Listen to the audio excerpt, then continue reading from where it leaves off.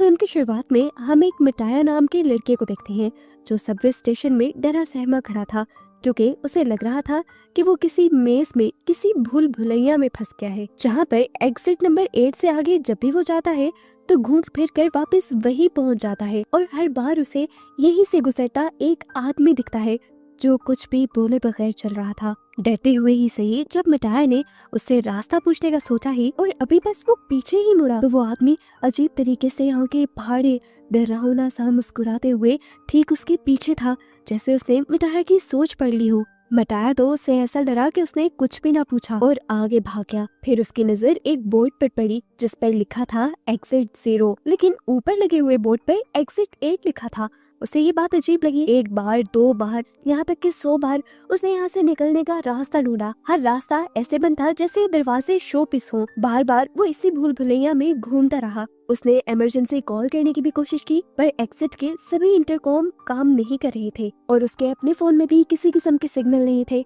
अब वो उकता गया, वहीं खड़ा हो गया। उसने दीवार पर लगी एक पिक्चर को गौर से देखा जहाँ अजीब से लूप में चूंटियां फंसी हुई थी और बिल्कुल उसी की तरह मंजिल ढूंढने की कोशिश कर रही थी, लेकिन ना उस लूप की मंजिल थी और ना ही मिटाया को मंजिल मिल रही थी। इस पिक्चर और ख्याल ने मिटाया को ये कंफर्म कर दिया कि वो ऐसे ही एक लूप में फंस गया है और अब कभी बाहर नहीं निकल सकेगा। अभी वो यही सब सोच ही रहा था कि अजीबोगरीब तरीके से ऊपर एग्जिट 8 वाले बोर्ड में से खून निकलकर उसके मुंह पर गिरना शुरू हो गया। वो इतना ज्यादा डर गया कि आगे भागने के बजाय उसने पीछे की तरफ भागना शुरू कर दिया और यहाँ शॉकिंगली उसे एक बहुत बड़ा चेंज देखने को मिला। पहले जिस बोर्ड पर एग्जिट 0 लिखा हुआ था, अब उस बोर्ड पर एग्जिट 1 लिखा था, लेकिन बाकी सारी यहाँ की चीजें सेम थी। इसी बोर्ड पर कुछ हिंट्स भी लिखे हुए थे जिसमें से एक था कि गौर करो, अगर कुछ भी पहले से बदला हुआ दिखे या एबनॉर्मल दिखे तो फौरन पीछे की तरफ भाग जाना, और अगर तुम्हें कुछ भी एबनॉर्मल या चेंज हुआ ना दिखे तो पहले की तरह ही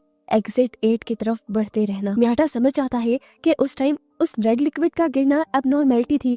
वो डरकर जो पीछे भागा, इसी वजह से वो 0 से एग्जिट 1 तक आ गया। ये सब सोचते हुए उसके अंदर एक उम्मीद जागी कि वो जल्द ही यहाँ से बाहर निकल सकता है। वो अब दोबारा एग्जिट 8 की तरफ बढ़ा।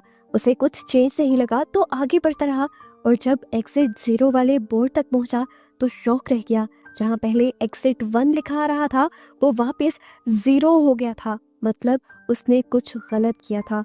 वो समझ गया कि ये मेज बिल्कुल किसी गेम की तरह है। जैसे एक गलती गेम एंड करके 0 पर पहुंचा देती है, ऐसे ही उसकी भी एक गलती उसे 0 तक ले जाएगी। गेम के रूल्स को फॉलो करना और ध्यान लगाकर खेलना उसके लिए जरूरी था अगर उसे इस मेज से जान छुड़वानी थी। सोच समझकर उसने अपना मोबाइल निकाला और हर छोटी बड़ी चीज की तस्वीर लेना शुरू कर दी ताकि जब वो दोबारा यहाँ से निकले तो चेंज को देख पाए। यहाँ तक कि उसने उस इंसान की भी पिक्चर ली जो बार बार एग्जिट 8 के बोर्ड के नीचे से उसके सामने से गुजर रहा था। अभी तक उसे कुछ एबनॉर्मल या कुछ चेंज हुआ हुआ नहीं दिखा तो वो आगे बढ़ा और जब दूसरे एग्जिट बोर्ड तक पहुंचा तो फाइनली उस पर 1 लिखा आ रहा था, यानी उसका गेस बिल्कुल ठीक था।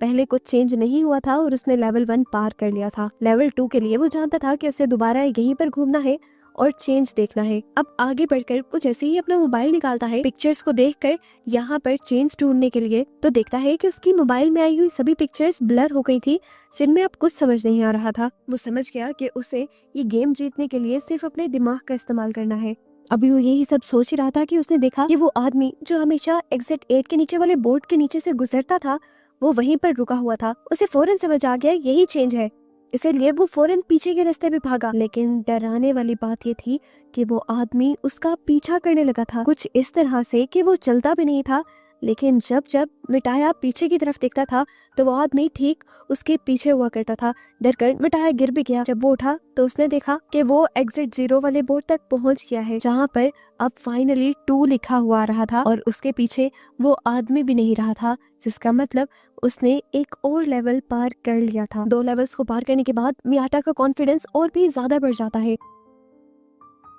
कॉन्फिडेंटली अब वो हर चीज को याद करने लग जाता है और चेंज ढूंढने लग जाता है। वो दोबारा उसी मेज के अंदर घूम ही रहा था कि उसे एक लॉकर के अंदर से एक बच्चे के रोने की आवाजें आई। डरते हुए उसने लॉकर खोला तो अंदर का सीन देखकर डर गया, जो सीन हमें नहीं दिखाया गया, लेकिन मिटाया तो डर कर पीछे की तरफ भाग गया था। इस तरह उसने अपना तीसरा लेवल भी पार कर लिया था। एग्जिट 0 वाले बोर्ड पर अब एग्जिट 3 लिखा आ रहा था उसने सोचा बस 5 और लेवल्स रह गए हैं, जिसके बाद वो कॉरिडोर तक पहुंच जाएगा और इस बुरे ख्वाब से बाहर निकल जाएगा। दोबारा वो एग्जिट 8 की तरफ गया और दोबारा हर चीज को अच्छे से गौर से देखने लगा। इस मर्तबा उसे ऐसा महसूस हो रहा था कि जब वो इस कॉरिडोर से गुजर रहा है तो कोई उसे देख रहा है। उसने पिक्चर्स पर गौर किया तो पिक्चर्स में मौजूद लोग आंखें घुमा घुमा कर उसे देख रहे थे। उसने इस चीज को एक्सपीरियंस किया और जल्दी से दोबारा पीछे की तरफ भागा और फाइनली एग्जिट बोर्ड 0 एग्जिट 4 के बोर्ड में चेंज हो गया, जिसका मतलब था कि उसने 4 लेवल पार कर लिए हैं। वो बहुत ज्यादा खुश था। उसने आधी गेम जीत ली थी। वो खुश होने के साथ साथ पैनिक ज्यादा हो रहा था, क्योंकि वो जानता था कि अगर उसने छोटी सी भी गलती कर दी तो वो वापस 0 पर चला जाएगा। दोबारा उसने एग्जिट 8 की तरफ चक्कर लगाना शुरू किया।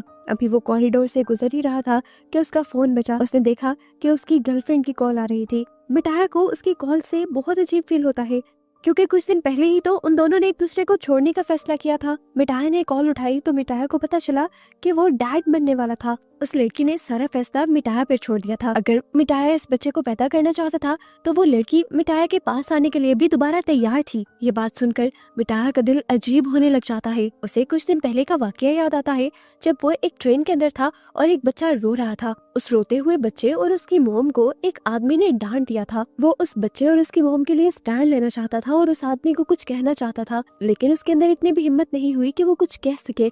अब वो अपने बेटे की एक पूरे बच्चे की जिम्मेदारी कैसे ले सकता था? वो कंफ्यूज होकर रह गया था। इसी टाइम पर उसने कॉल भी कट कर दी और कॉल कट होते ही वो एग्जिट बोर्ड जो पहले 4 पे आ गया था वो दोबारा से 0 पे हो गया। दरअसल उसने एक बहुत बड़ी गलती कर दी थी। वो पहले से ही जानता था कि मेज में कोई सिग्नल नहीं आ रहे और यहाँ पर उसकी गर्लफ्रेंड की कॉल आ जाना ही सबसे ज्यादा चेंज था, और यही चेंज उसने मिस कर दिया और वो वापस एग्जिट बोर्ड तक नहीं आया। और अब जहां वो पहले आधे लेवल पार कर चुका था वो दोबारा 0 पर आ चुका था। उसे पूरी गेम दोबारा खेलनी थी। मियाटा इस चीज से इतना फ्रस्ट्रेटेड हो जाता है कि बैठकर जोर जोर से चिल्लाने लग जाता है। उसे इस मेज को पार तो करना था, लेकिन अब उसके अंदर कोई भी मोटिवेशन नहीं रही थी। मरे हुए कदमों के साथ वो आगे बढ़ता तो रहा, लेकिन उसे अब इस मेज के अंदर कोई डिफरेंट चीज नहीं दिखाई दी। कॉरिडोर का टर्न लेने के बाद उसे यहाँ पर एक बच्चा दिखाई दिया और वो फौरन बैक एग्जिट की तरफ भागा, लेकिन उसने देखा कि एग्जिट बोर्ड पर अभी भी 0 का ही नंबर शो हो रहा था, यानी वो बच्चा कोई भी चेंज नहीं था। पता चला कि वो बच्चा बिल्कुल मियाटा की ही तरह इस मेज में फंसा हुआ था और वो भी वहाँ से निकलने की ही कोशिश कर रहा था। मियाटा को यहाँ पर वो आदमी भी नजर आता है जो हमेशा से सूट बूट पहने उसके सामने से गुजरता है। इस पॉइंट पर मियाटा समझ जाता है कि वो आदमी भी इस मेज का हिस्सा नहीं था, बल्कि बिल्कुल मियाटा और इस बच्चे की ही तरह इस मेज में फंसा हुआ था और वो भी यहाँ से निकलने के ही रास्ते ढूंढ रहा था। हमें दिखाया गया कि सूट बूट पहना वो आदमी और ये बच्चा पहले एक टीम की तरह काम करते थे। उन्हें भी बार बार इस मेज में एक लड़की दिखाई देती थी जो उनकी तरह यहाँ से निकलने की कोशिश नहीं कर रही थी। उस आदमी ने जब लड़की से पूछा कि तुम यहाँ से निकलने की कोशिश क्यों नहीं कर रही, तो उस लड़की ने जवाब दिया, रोज ट्रेनों के धक्के खाती हूँ, जॉब पे जाती हूँ, इतनी टफ जिंदगी है, मुझे नहीं लगता कि मुझे उस टफ जिंदगी में वापस जाना चाहिए। मैं इस मेज में काफी रिलैक्स हूँ। लड़की ये बात ही कर रही थी कि आहिस्ता आहिस्ता उसकी आवाज बदलने लगी। वो बार बार वही जुमला कहने लगी जो वो एक मर्तबा बोल चुकी थी। उसकी आवाज जब भारी होकर मर्दों वाली आवाज में बदली तो इस आदमी को समझ आया कि ये यहाँ पर अबनॉर्मेलिटी है और वो बच्चे को लेकर फौरन बैक एग्जिट के बोर्ड की तरफ भागा। उन्हें दिखाया गया कि उनके एग्जिट बोर्ड पे अब 6 का नंबर आ रहा था, यानी वो गेम जीतने के बहुत करीब आ चुके थे। एक मर्तबा दोबारा ये पूरे मेज का चक्कर लगाते हैं। इस मेज में क्या चेंज हुआ था वो ढूंढने की कोशिश करते हैं। दोबारा उन्हें यहाँ से वो लड़की गुजरते हुए नजर तो आती है, लेकिन वो लड़की उनसे कुछ बात नहीं करती। बच्चा देखता है कि यहाँ डोर्स के हैंडल अजीब तरीके से लगे हुए थे। बच्चा उस बड़े आदमी को ये बात बताने की भी कोशिश करता है, लेकिन वो आदमी बच्चे की बात को इग्नोर करते हुए उसे आगे ले जाता है और ऐसे उसकी इतनी सी इग्नोरेंस, इतनी सी गलती उसकी सारी गेम को पीछे ले जाती है और उसका एग्जिट बोर्ड दोबारा 0 नंबर पर आ जाता है। यानी वो गेम हार चुका था और उसे अब रीस्टार्ट करना था। वो आदमी अब टूट गया, उकता चुका था वो। उसने भी चीख मारी, लेकिन यहाँ से निकलना जरूरी था। तो एक मर्तबा दोबारा इस गेम को खेलने के लिए वो तैयार हुआ। उसने बच्चे का हाथ पकड़ा और दोबारा इस मेज में चलने लगा। मजेदार की बात थी कि अब उसे ऊपर जाने का एक रास्ता भी नजर आ गया था। वो बहुत ज्यादा खुश हुआ। सीढ़ियां चढ़कर वो ऊपर जाना चाहता था, लेकिन बच्चा उसे समझाता रहा कि ये गेम है, ये अब नॉर्मलिटी है, हमें वापस पीछे की तरफ मुड़ना है रूल्स के मुताबिक। लेकिन इस बड़े आदमी ने उस बच्चे की बात नहीं सुनी और वो सीढ़ियां चढ़ गया और उसकी वजह से वो इस मेज में ही फंसा रह गया। वो बच्चा जो एग्जिट बोर्ड की तरफ गया था, उसने देखा कि एग्जिट बोर्ड पर अब 0 के बजाय 1 आ गया था, यानी ये बच्चा ठीक था। वो सीढ़ियां एक एबनॉर्मेलिटी थी, बाहर जाने का रास्ता नहीं। वो बच्चा अब ये भी जान गया था कि वो आदमी अब हमेशा उन्हीं सीढ़ियों में फंसा रहेगा। खैर, स्टोरी दोबारा मियाटा की तरफ शिफ्ट हो जाती है, जहाँ पर उसने उस बच्चे को देखा था। मियाटा क्योंकि समझ गया था कि ये बच्चा और वो आदमी पहले टीम की तरह खेल रहे थे, तो इस बच्चे को अकेले देखकर वो ये भी समझ गया बच्चे को उस बड़े आदमी ने छोड़ दिया है। उसे बच्चे के लिए बिल्कुल अच्छा फील नहीं हुआ। अब वो बच्चा मियाटा का साथी बन गया और मियाटा ने जल्दी रियलाइज किया कि इस बच्चे का IQ बहुत तेज है, यानी ये बच्चा बहुत ज़हीन है और वो छोटे से छोटा चेंज भी बहुत ही आसानी से पकड़ लेता है। बच्चे की स्किल्स का इस्तेमाल करते हुए ये लोग जल्द ही पहला और फिर दूसरा लेवल भी पार कर देते हैं।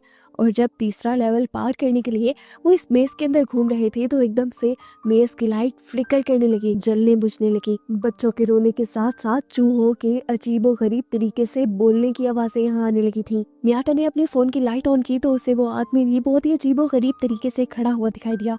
मियाटा डर गया और फौरन उस बच्चे का हाथ पकड़कर पीछे की तरफ भागा और उसे पता चला कि उसने एक और लेवल पार कर लिया था। वो सब कुछ जो हुआ था, जिनसे ये दोनों डर गए थे, वो सिर्फ इनका एक इम्तिहान था। इन्होंने नेक्स्ट राउंड के लिए मेज में घूमना स्टार्ट किया और इनके सामने एक औरत आ गई। मियाटा समझ गया कि ये औरत भी यहाँ एबनॉर्मेलिटी ही है और इन्हें पीछे ही मुड़ना है। लेकिन वो बच्चा वो रोने लगा और उस औरत के पास जाने लगा। वो बच्चा बहुत ज्यादा इमोशनल हो रहा था, इसलिए मियाटा उसे उठाकर पीछे की तरफ भाग गया और इस तरह इन्होंने एक और लेवल क्रॉस कर लिया। लेकिन ये लेवल क्रॉस करने के बाद भी, आधी गेम जीतने के बाद भी मियाटा को कोई खुशी नहीं हो रही थी, क्योंकि उसे बच्चे की टेंशन होने लगी थी जो अपनी माँ से दूर था। उसे बच्चे पर तरस आया और उसने उस बच्चे का हाथ मजबूती से पकड़ लिया और अपने से ये वादा किया कि वो इस बच्चे को इसकी मॉम तक पहुंचा कर ही रहेगा। अगली मर्तबा जब ये इस मेज में घूम रहे थे, तो हैरानी की बात थी कोई चेंज उन्हें यहाँ नहीं नजर आ रहा था। लेकिन उस लड़के ने देखा कि ऊपर जो एग्जिट 8 का बोर्ड लगा था, इस टाइम उस पर 8 उल्टा लिखा हुआ था। इतना छोटा सा चेंज जो कोई भी इग्नोर कर देता, वो इस बच्चे की जहानत पकड़ लेती है और ये लोग फौरन पीछे की तरफ मुड़ जाते हैं और इस तरह ये लोग लेवल 6 को भी क्रॉस कर लेते हैं। अब बस 2 लेवल रह गए थे। मियाटा जानता था कि उसके बाद वो इस मेज से आजाद हो जाएगा, अपनी दुनिया में वापस आ जाएगा। पर पता नहीं क्यों उसके अंदर की फीलिंग्स बहुत ही अजीब थी। वो मेज का जब दोबारा चक्कर काटने ही लगा, तो एकदम से पीछे से पानी का सैलाब आ गया। मियाटा फौरन इस बच्चे को लेकर वापस जाना चाहता था, लेकिन वो बच्चा गिर गया और सैलाब के अंदर आ गया।